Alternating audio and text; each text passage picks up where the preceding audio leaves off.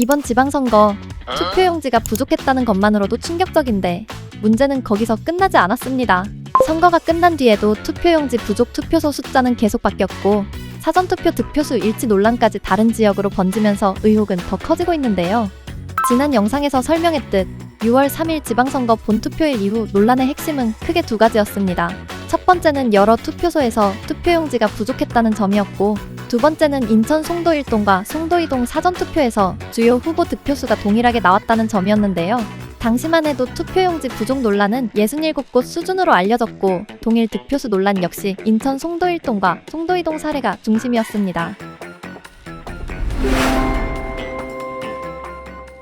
그런데 문제는 시간이 지나면서 줄어든 게 아니라 오히려 더 커졌습니다. 투표용지가 부족했던 투표소는 91곳으로 늘어났고, 사전투표 동일 득표수 논란도 인천을 넘어 광주와 전남 지역까지 확산되며 현재까지 총 12개 지역에서 유사 사례가 제기되고 있는데요. 먼저 투표용지 부족 사태부터 보면, 선관위는 선거 당일 처음에는 투표용지 부족 투표소를 14곳으로 발표했지만 이후 6월 8일에는 67곳으로 정정했고, 다시 6월 9일에는 91곳이었다고 밝혔습니다. 특히 서울 송파구에서만 투표용지 부족이 발생한 투표소가 20곳으로 집계됐습니다. 또한 투표가 중지됐다가 다시 재개된 투표소도 기존 발표보다 늘어난 26곳으로 파악됐는데요.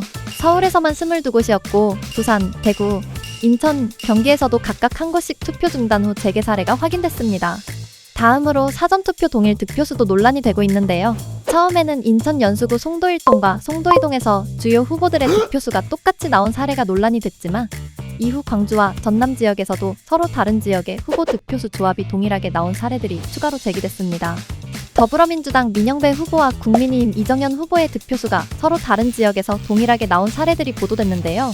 전남 신안군 하의명과 여수시 3일동에서는 민영배 후보 506표, 이정현 후보 42표, 한평군 엄다면과 장성군 북하면에서는 민영배 후보 606표, 이정현 후보 57표, 광주 광산구 송정일동과 전남 고흥군 금산면에서는 민영배 후보 1401표, 이정현 후보 120표, 보성군 노동면과 신안군 팔근면에서는 민영배 후보 356표, 이정현 후보 42표, 여기에 전남 화순군 이양면과 강진군 병영면에서는 민영배 후보 444표, 이정현 후보 46표가 동일하게 나왔다는 추가 사례까지 제기됐습니다.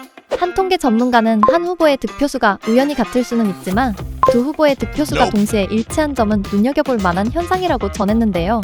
반면 선관위는 동일 득표수 논란에 대해 우연의 일치라는 입장을 밝혔지만 이번 사태의 핵심은 선거 결과 자체보다 동일 득표수라는 이례적인 현상이 반복되면서 부정투표 가능성까지 거론될 만큼 선거 관리의 투명성에 의문이 커지고 있다는 점입니다.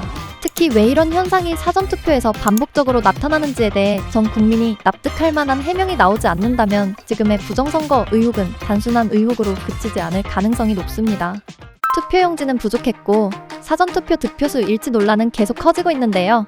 선관위는 이를 우연이라고 설명하고 있지만 만약 추후 부정투표 정황이나 선거관리상의 중대한 문제가 드러난다면 그때도 우연이었다고 말할 수 있을까요?